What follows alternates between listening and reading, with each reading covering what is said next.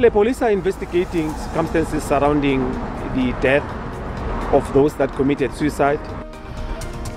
Isebe lezemfundo livakalise inhlalamba zeziganeko zokuzibulala kwabafundi kwisikolo samabanga aphakamileyo saseTsakane eGauteng. The hope that is being generated here is giving a beacon to the rest of South Africa that if you trust parties and give them your vote, they can get things done for you. IDA ibhekeze umnumzana Ndwendwela njengomgqazo kwisikhundla sokuba inkulu baphathiswa yaseNtshona Koloni emva konyulo jikelele kunyaka ozayo. Xabisa ixesha ukuzana ixesha lokuxabise njengesiqhelo kula majelo eSABC 1 neDTT Iindaba uxolo malibenani. Isebe lezemfundo livakalise inhlalamba zeziganeko kwisikolo samabanga aphakamileyo eGauteng. Susela ukuqala kwalenyanga kusweleka abantu abahlanu ngokuzityisa ityhefu kwisikolo saseTsakane. Ngabafundi abane kunye nomsebenzi abazibuleleyo. Omnye umfundo ikweko usesibhedlele emva kokuba esele ityhefu esikolweni phambi kwabanye abafundi ezama ukuzibulala. Kungokunje umbutho ojongene noxinzelelo nokungazinzi iSADC ubongoza abazali ukuba babeke phantsi kweliso elibukhala abantwana babo. Child happy. Olusapho lunxunguphele ngokusweleka ngesiquphe komntwana walo uDimpho Matiwane obeneminyaka 15. Utyholwa ngokuba lo mfundi uselise ityhefu emva kwengxabano abenayo nomama wakhe. Uthi ngezithuba zothu ekseni ngolwesihlanu umama wakhe wanqonqoza emnyango wandixelela ukuba uvele esibhedlele kuba uDimpho uthe unesisu esibhlungu kodwa uye wasweleka esibhedlele. Ndothuka ndoma. Umama wakhe uthe uDimpho usele ityhefu emva kokurorisa ngokuzibulala ngethuba benengxabano. uDimpho ukhale ngesisu. Susela ukuqala kwalenyanga ngabantu abahlanu abazithathele ubomi eTsakane High, omnye wabo ngunogada wesikolo. Police are investigating the death of those that committed suicide, and they will, indicate on how far their investigation is. Ijongene nokulwa nomkhwa wokuzibulala kwabantu ityelele esi sikolo iyokunika abafundi ululeko lwasengqondweni. Pressures are the most impactful on a child's mental health and well-being.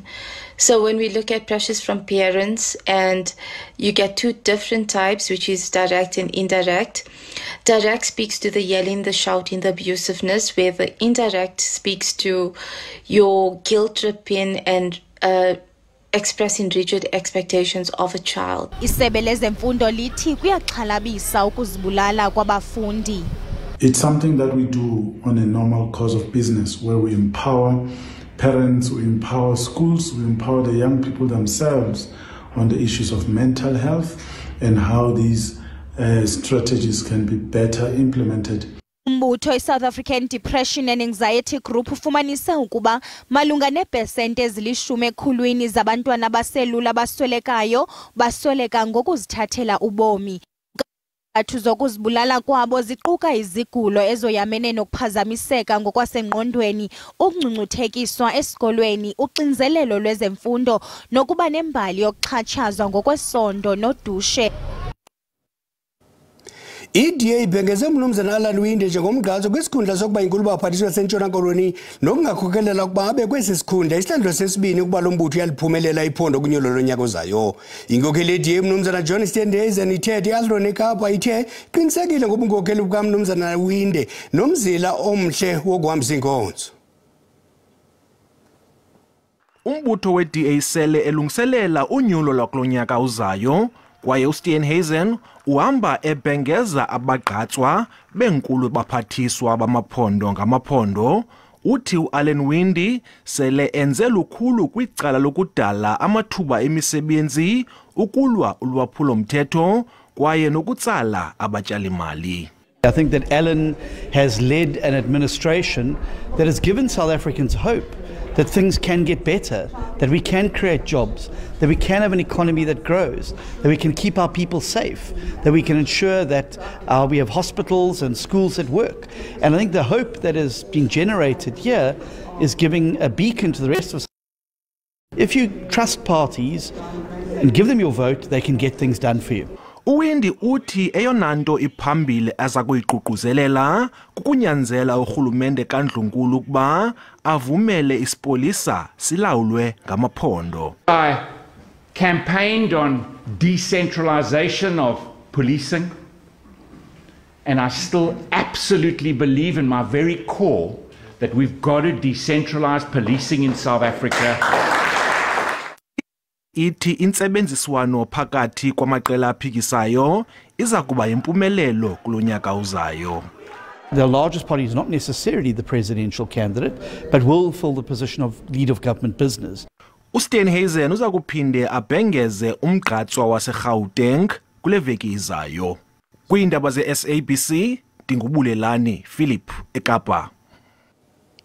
IFF ithi kuba kakuhle namalungiselelo onyulo likazwelonke kunyaka ozayo. Kule mpelaveki iphehlelela iphulo layo lonyulo, iqovula nomqulu wayo wezithembiso zonyulo. IFF ibambe indibano yesigaba zolawulo eCampton Park eGauteng. Le ndibano izinyathelo ezinkokelo eziphezulu kuquka umnumzana Julius Malima. Kule ndibano ngaphandle kwengxelo emibhiyozo eminyaka elishumi, i-EFF iqhuba inkqubo yokulungela unyulo lukazwelonke, ishukuxa nomqulu wokuzigayela inkxaso yonyulo. We constantly have to appraise the Central Command team as to the activities that have happened and the success that we've achieved in terms of celebrating the 10th birthday of the EFF. And then the second issue that we're dealing with today was to workshop and adopt the Road to Victory Manual, which is our election strategy for 2024. Usekela mongameli we-EFF wanyathele kwingqungquthela yeshumi elinesihlanu ye-BRICS ephele ngolwesine esithi bayakwamkela kwandiswa kwamazwe e-BRICS. We really appreciate that there is now beginning to be bravery and courage of consolidating the global south politically against the imperialist domination of the G7 countries. But we think also that there was a missed opportunity by the African continent to consolidate what we want to achieve pan-continentally as the continent. I mean, like in agenda, we have got 10 priority projects of the African continent. Number one of those projects is an integrated rail project, the railway project, which is going to enhance and harness intra-African trade. I-EFF kulindleke inike ingxelo kumajelo eendaba ngemiphumela yale ndibano ngomso.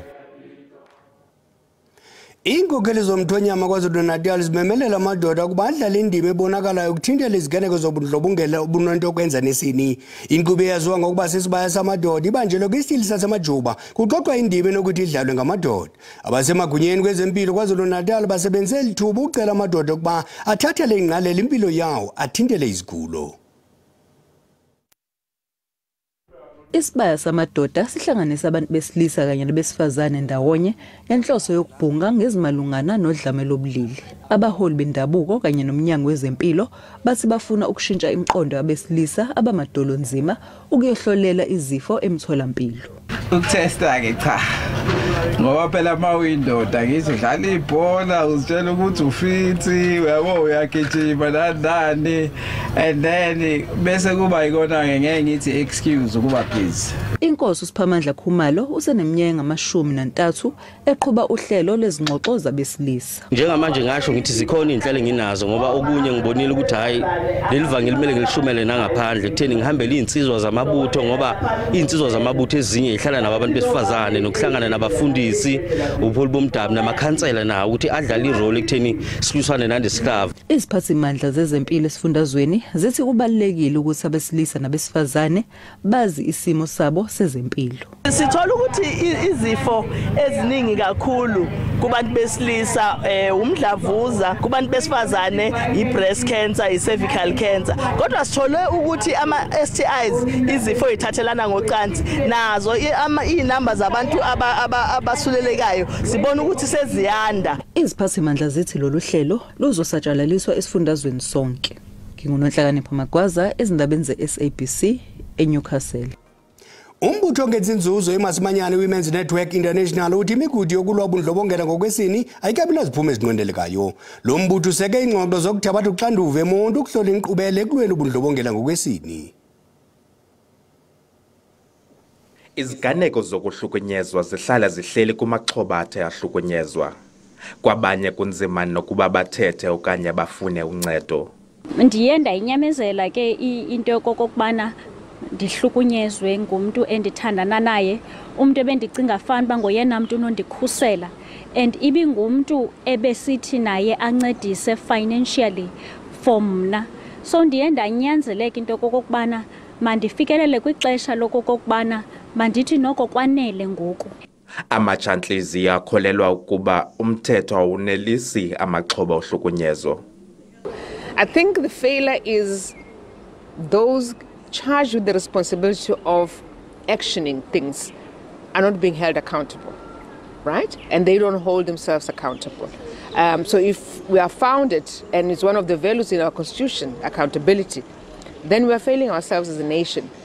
Kusenjalo umbutho eMasimanyane uthi liye lisonyuka iqondo lokuhlukunyezwa ngokwesini kwiphondo leMpuma Koloni. This is important, we're having this dialogue on accountability. And the dialogue is meant to really keep our irons in the fire when it comes to fighting this scourge. iMasimanyane ifunge ngokubamba ingxoxo zokumila kunje ubheka phambili ngelinge lokuthwalisa urhulumente uxanduva ngakulomkha we-gender-based violence. Abongile Yankees, kwiindaba ze-SABC, eMonti. Abantu abadala basePhina eMpumalanga bavakalise inkxalabo ngokhuseleko lwabo ukukudizwe ngethuba kubanjwe indibano yokuvakalisa izimvo malunga nokwenziwa kwenguqu kumthetho osayilwayo wabantu abadala ikomiti yemicimbi yophuhliso loluntu. Injongo zoku kukomeleza ukhuseleko ukuthintela ukuphathwa gadalala kwabo kupheliswe nemikhwa ingozi ebandakanya izityholo zobugqirha. Baphume ngobuninzi abantu abadala bezokwabelana ngamava abo. Impatho gadalala yabantu abadala ekuhlaleni iseyingxaki enkulu. Ukunqongophala kwamaziko akhathalela abantu abadala kokunye ukuxhalabisayo. Le nkondekazi yakha iziko labantu abadala nanjengoko ibone bexhatshazwa icela uncedo nakurhulumente. Uthi abanye abantu abadala bathathelwa nemali yabo yenkamnkam ngabantwana babo ngelixa abanye bedlwengulwa bacela ukwakhelwa amaziko agcina abantu abadala amakhulu. Ikomiti ithi kuphakanyiswe okuninzi kufuneka kwenziwe ukukhusela abantu abadala. Is the integration of departments when dealing with issues of elder people. It cannot be only SASSA that's not SASSA, social development that's tasked with issues of older people. SABC should have that unit. Every department should have a way. They should all work together. Eli liphondo lesine elithe lasingatha lengxoxo kwaye ikomiti iza kutyelela amanye amaphondo kungekudala. Baphinde bokha izindlu zabo abahlala abanezindlu ezonakaliswe ngomoya obubhudla ngamandla eVol River ngaseMelbourne Strand eKapa. Umoya obudle wenza umonakalo kwindawo ezithile eKapa. Abantu kuquka nabantwana abahlala ematyotyombeni bashiyeke bengenazindawo zokufihla intloko. Abahlali balendawo basebenze ngokukhawuleza besakha kwakhona izindlu zabo emva komoya obudle ngamandla wadala umonakalo. Nangona bezama ukuba nendawo zokufihla intloko ngokukhawuleza bakwacela uncedo. Manzi bekanetha ezolo pha ku Morning Star. Asinyile izindlu ezininzi nabantwana nezimpahla, so ngiyacela nje ukuthi lisize ni something. Abantu abaninzi ke izindlu zabo bazilungise kwela xesha bekumoya. Uyabona la xesha bekunetha ngalo because besingenayo enye indlela. Nabahlali baseHanover Park Cape Flats nabo bachaphazelekile koku kwadaleka umonakalo kwindawo abahlala kuzo. Abafundi bematrika abangaphezulu kwekhulu sele beqala ukuzixhobisa kwinkampu yokuqala eBurkenberg eLimpopo. Abafundi netishala bagalelekile esinwa le matric camp ngethemba lokuphakamisa iziphumo zesikolo zamabanga aphezulu imathula misha ukuba zibe ngaphaya kwe-90%. Amalungiselelo wempumelelo yaxa kufika ixesha lemviwo abafundi abayi-123 bematriki baza kuba kule kempu yokuxhotyiswa okwethutyana de babhale iphepha lweemviwo zokugqibela lajikelele. Okwangoku kuqhutywa nezicwangciso zokulungiselela iimviwo zetrial.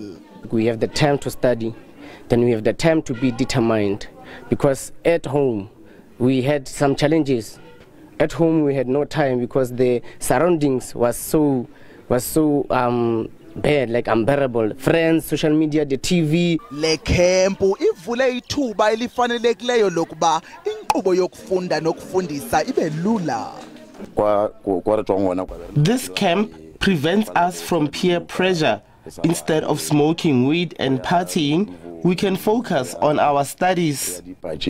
Our needs, number one, is to see this camp successful. Then the challenge is that it is the first time having this kind of a camp. So it means that we cannot say that we have done this before, we have failed when coming to this and that. But what we can promise that if we can get the necessary support, our camp will be successful. Abafundisi ntsapho abali-14 baphansi phezulu nokuqinisekisa inkqubo esemgceni kwesi sakhiwo sidala kambe sashiywayo eSenwane. Ukanti namhlanje kwezamaqongo onxibelelwano siqalasela umba wokuhlaziswa kwabantu kumaqongo onxibelelwano. Njengesiqhelo sinayo uSandile Hlangani apha estudio. Mqadi siyakwamkela. Khawutsho yintoni ukuhlaziswa kwabantu kwi-social media? Phakudala amagwala into ebeyenza ebehamba ayokuhleba kwamanye amadoda angazi azobetha intonga nawe. Kweli xesha siphila kulo ke into abayenzayo abantu baye babaleke baye kulamaqonga social media of Facebook, Twitter and Instagram ayothetha umuntu izinto ezimbi ngawe. Ixesha elininzi ke lento lena siyazi njengokubana yi-hate speech okanye yi-cyberbullying. Okwesibini ke Bhele uyazi okubana kukho ke aba xa kusiliwa baphembelela umlilo okanye baphemba umlilo. Kwi-social media ke sibabiza ngoba ngabantu abashare ipost ezibhalwe ngabantu aba bathetha into ezirong ngabanye. Okwesibini bayalike, okwesithathu ngokwa-Twitter baya-retweeter. Bonke aba bantu bafana nalo uyibhalileyo lento. So yilento ingafunekiyo ke. So umntu ke uyakwazi ukuthi ke uba wena Bhele ubhale ngam into erongo ku-social media, ndiyahamba mna ndiya ecourt ndiyovula icase ekuthiwa yi-defamation. Wena ke into eyenzekayo kuthiwa ke ulwe namalungelo wam okanye iprivacy yam kwaye wandithobela isidima sam. Ingaba ke Mqadi ke njebusitsho kanye kanyapho ngokomthetho zikhona mhlawumbe iziphumo ezikaka kulonto? Asithethe ngantsomi apha ngo-2019 uJulius Malema wabhatala ifine engange-500,000 kuTrevor Manuel ngenxa yayo le defamation. So yinto eyenzekayo lena kwaye yinto ii-courts eziyithatha serious.